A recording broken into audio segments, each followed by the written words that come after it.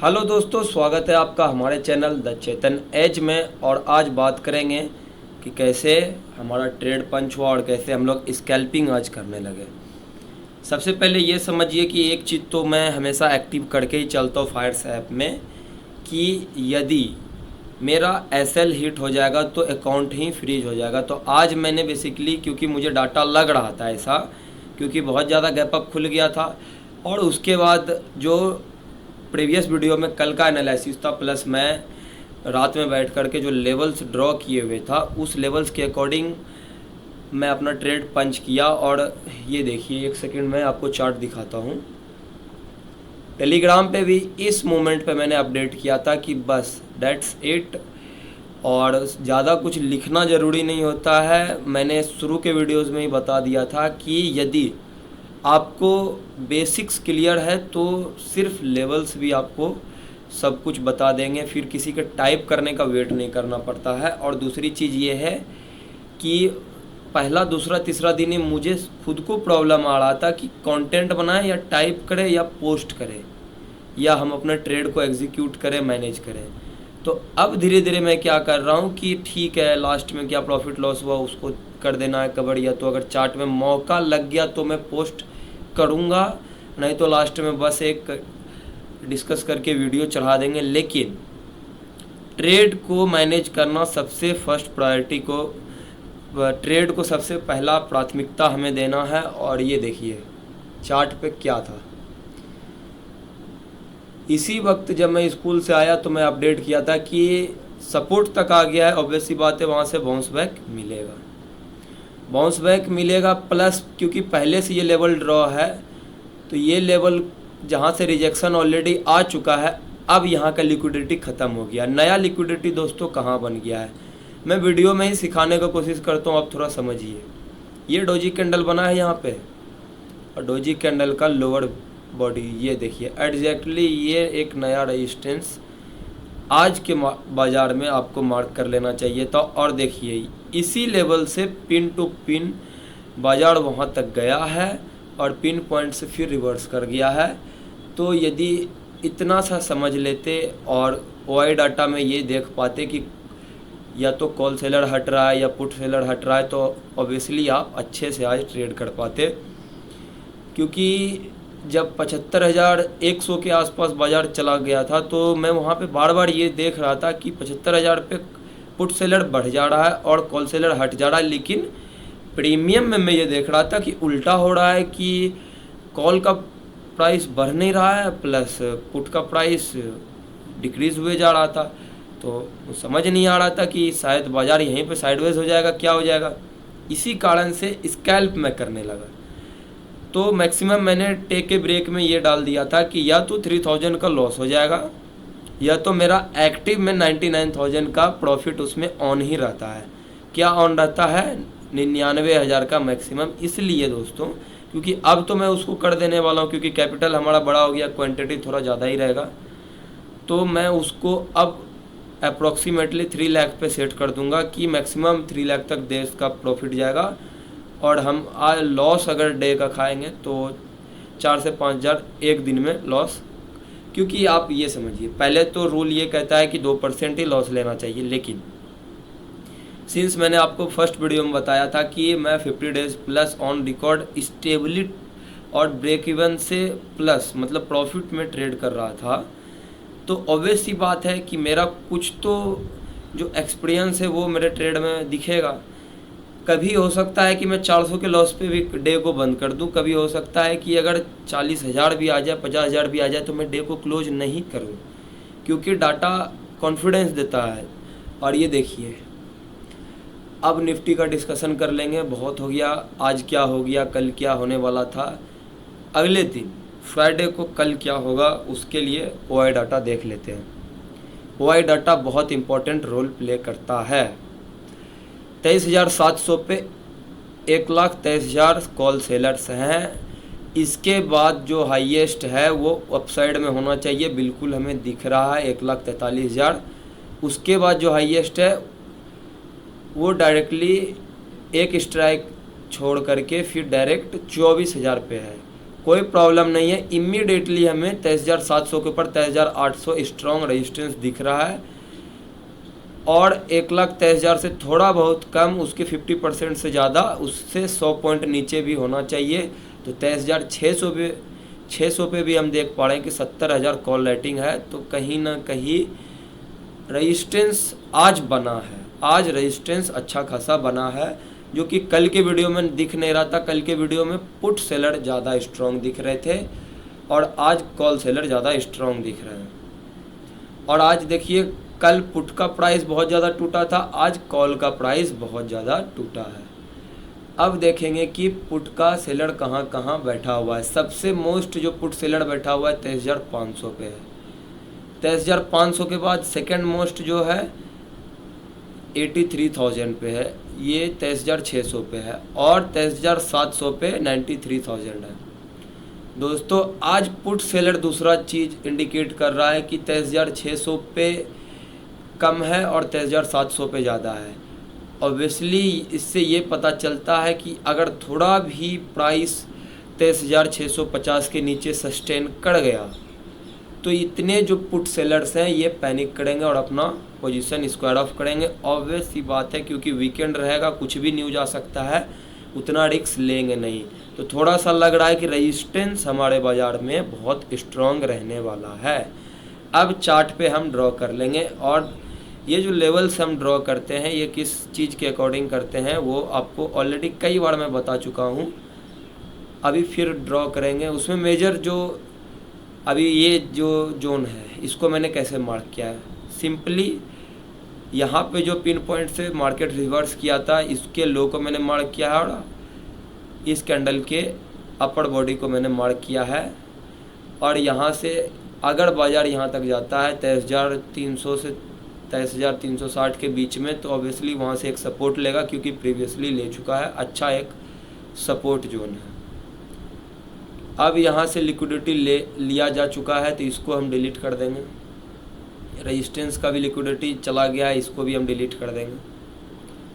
Upside में एक major resistance है ही बैठा हुआ, नीचे भी एक है ही। इन दोनों लेवल के बीच में माइनर लेवल्स को अभी हम मार्क करेंगे।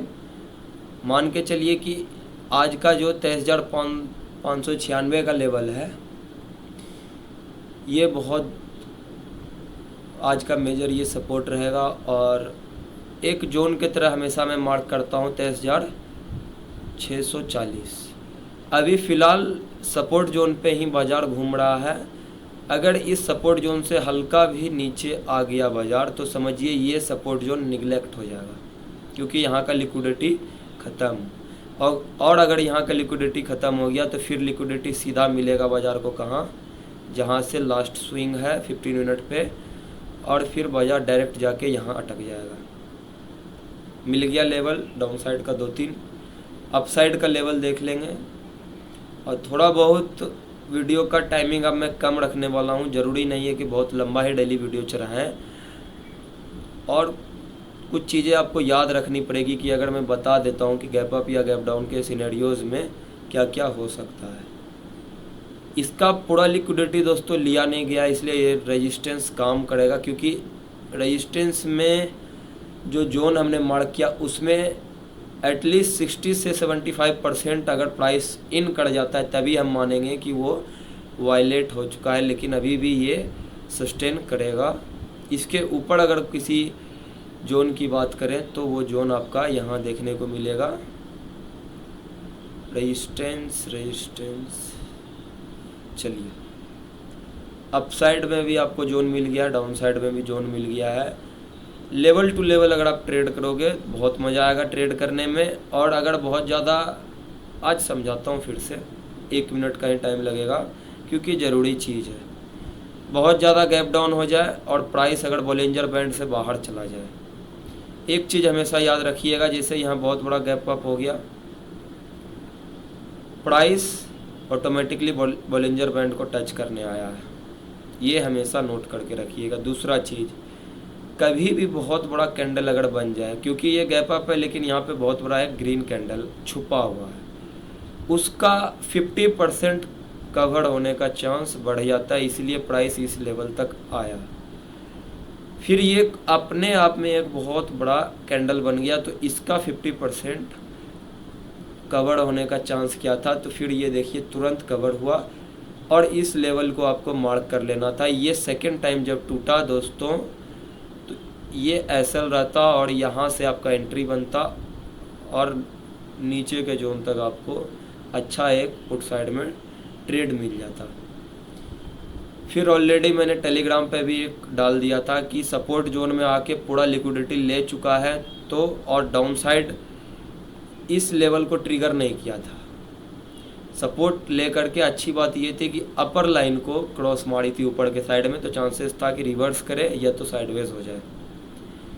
इसको बहुत बड़ा रिवर्सल तो नहीं बोलेंगे, लेकिन इसको हम बोल सकते हैं कि अगर अच्छे से एग्जीक्यूट किया जाता इस कैंडल के ऊपर और रिट्रेसमेंट का अगर आप वेट कर रहे होते, तो यहाँ का सेलर को आप देख लिए थे।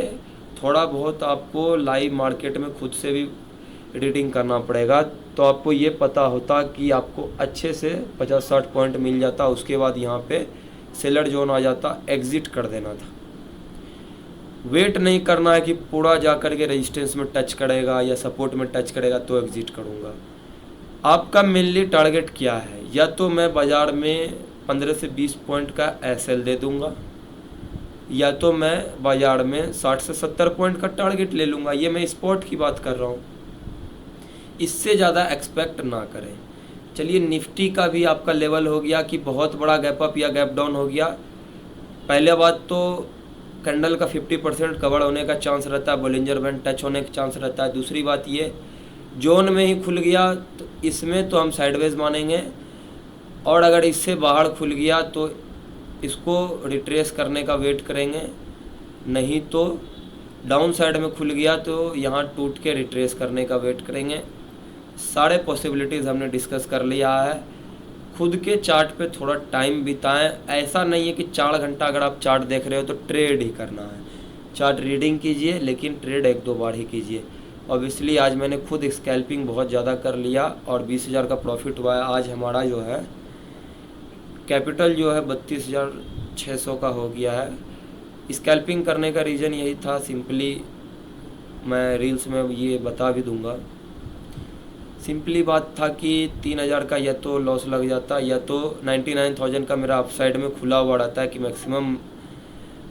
उससे क्या होता है कि अगर कभी बहुत बड़ा मोमेंटम आ गया तो पकड़ने में आसानी हो जाता है। 3,000 लॉस तक तो मैं गया भी था दोस्तों, 3,000 लॉस तक तो मैं गया भी था, लेकिन उसके बाद क्या हुआ कि फिर प्रॉफिट में आया, फिर लॉस में गया। उसके बाद मेरा स्कैल्पिंग चालू हो गया, और थोड़ा बहुत जानकारी होने के कारण एक बार स्कैल्पिंग कर लिए और डाटा फेवर में जा रहा था, थोड़ा कॉन्फिडेंस आ रहा था, जा रहा था। तो ये गट फीलिंग था कि आज कुछ न कुछ होने वाला है, बाज़ार हमें मोमेंटम देगा। इसी कारण से हमने होप नहीं खोया और स्कैल्पिंग आज कर लिया।